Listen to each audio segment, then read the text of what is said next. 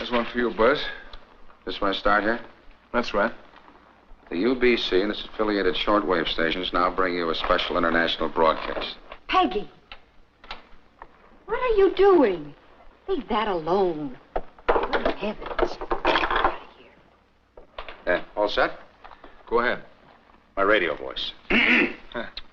The UBC and its affiliated shortwave stations now bring you a special international broadcast. Transatlantic says the transmission's coming in good now. I hope it holds for the broadcast. At this time, it is my privilege to present His Royal Highness. It's not supposed to be on the air for another 10 minutes.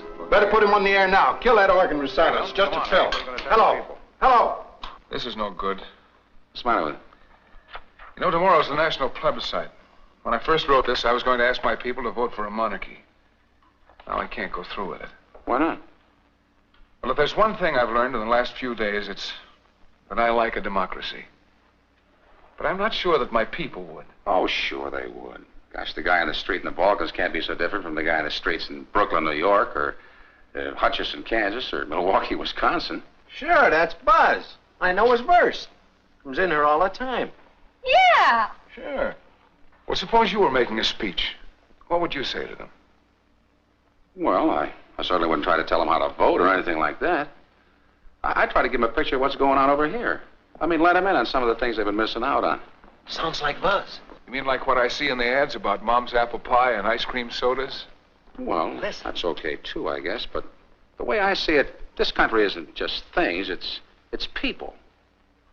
It's the guys in Congress and the guys in the soapboxes. The kind of mugs that drink beer at Happy's and the kind that drink champagne on Park Avenue. The Bobby Soxers, the college professors, the farmers, the traveling salesman, the farmer's daughter. Or no, I wouldn't say that if I were you. All right. You think my people will understand what I'm trying to say? Why not? Take it from me, it doesn't make any difference what nationality a guy is or what language his kids grow up to speak.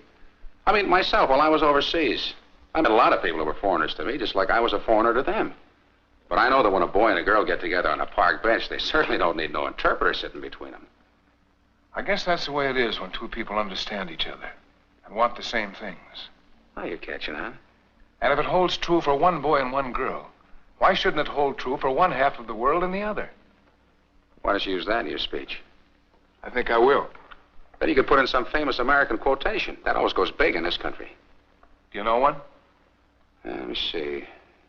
Yeah, I remember one from my history book. I think it was Lincoln who said it. God must have loved the common people because he made so many of them. I like that. Of course, none of us likes to think of ourselves as the common man. We all like to think we're a little bit better than average. And maybe that's part of it, too. I mean, this thing we call democracy. But we certainly don't go for the idea that any one of us is better than all the rest of us. You make a lot of sense, Buzz. Well, if you want my advice, I certainly want to get up there and try to make a campaign speech for myself. I mean, maybe if people want what they got, maybe they want to change it. But for gosh sakes, don't try to tell the people what to do. Always let them decide for themselves. I guess it's about time to go on, right?